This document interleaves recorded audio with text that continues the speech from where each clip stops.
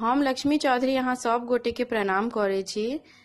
आई हम एकटा माँ भगवती के गीत गाबऽ जा रहल छी। एहि गीत में संग दऽ रहल छथि हमर माता जी।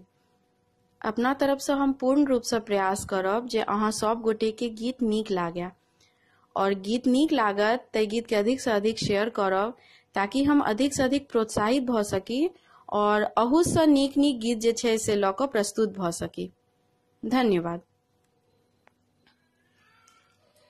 मैया तकियो गरीब कओड़ छी, जननी हम आस लगौने छी, जननी हम आस लगौने दोनों नयन निपोरी।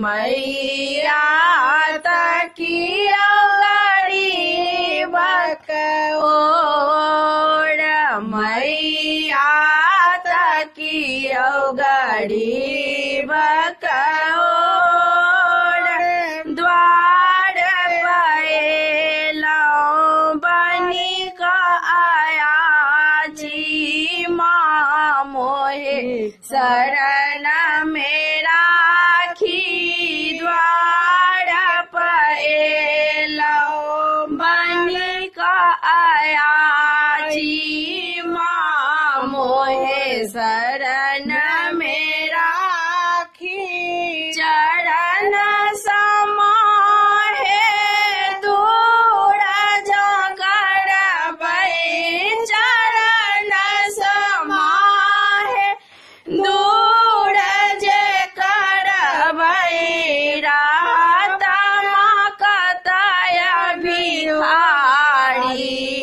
मैया तकियो गरीब कओड़, मैया तकियो गरीब कओड़ छी, जननी हम आस लगौने छी, जननी आस लगौने दोनों नयन निपोर।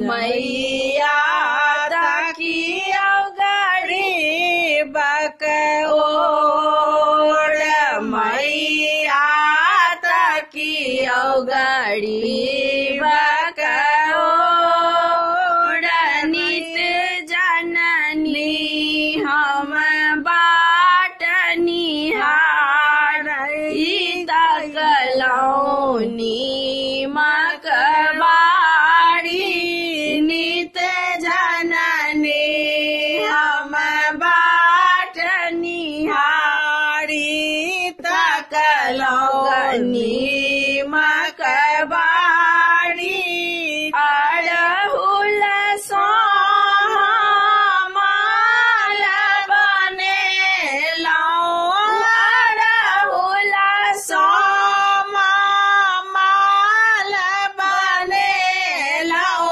नयन सूत में गाथी।